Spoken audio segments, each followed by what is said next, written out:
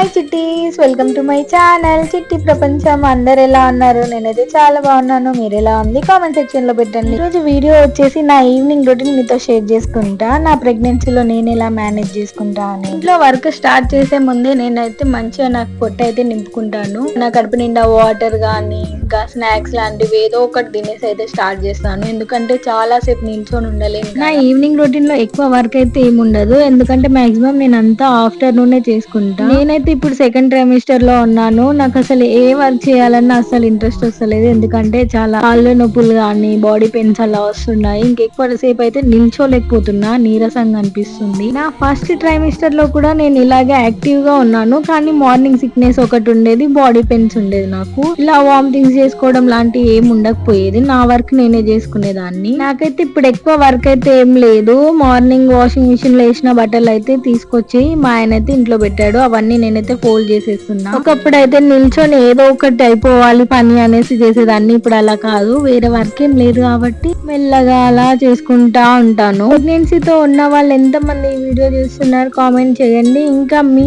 Pregnancy ఎలా నడుస్తుందో కూడా కామెంట్ చేయండి. నేనైతే మార్నింగ్ టైంలో అంతా వర్క్ ఏం చేయను, ఎందుకంటే నా హస్బెండ్ హెల్ప్ చేస్తారు నాకు. ఎంతైనా అర్థం చేసుకునే భర్త ఉంటే ఏదైనా సాధించగలం అంటారు కదా. మా హస్బెండ్ అయితే మంచిగా అర్థం చేసుకుంటారు, అన్ని వర్క్స్ చూసుకుంటారు. నేను కుకింగ్ ఇలాంటి చిన్న చిన్న పనులు ఏమన్నా ఉంటే నేను చూసుకుంటాను. నాకైతే ప్రెగ్నెన్సీ అంత హార్డ్ గా ఏం అనిపించదు, ఎందుకంటే సపోర్ట్ చేయండి మా మమ్మీ గానీ మా హస్బెండ్ గానీ నాకు మంచిగా సపోర్ట్ చేస్తారు.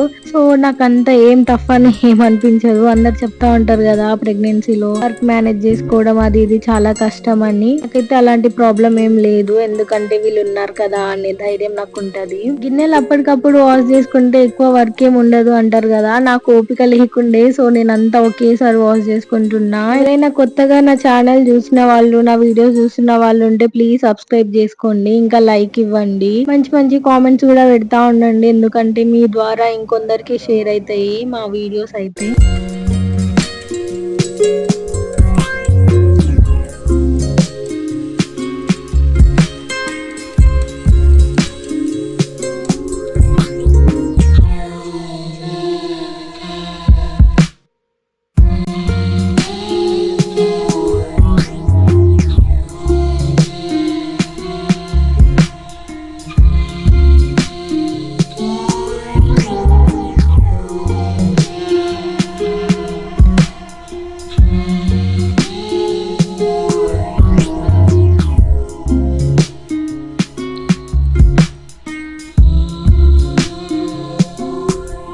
పిల్లలు ఉన్న వాళ్ళకైతే ఇంట్లో పనులన్నీ మేనేజ్ చేసుకొని అంత యూట్యూబ్ ఛానల్ అవి చూసుకోవడం చాలా కష్టం అవుతుంది కదా.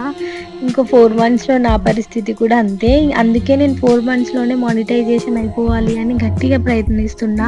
ఇంకా గిన్నెలు కడిగేసి నేనైతే ఈవినింగ్ కి రైస్ అయితే నానబెట్టేసుకుంటున్నా.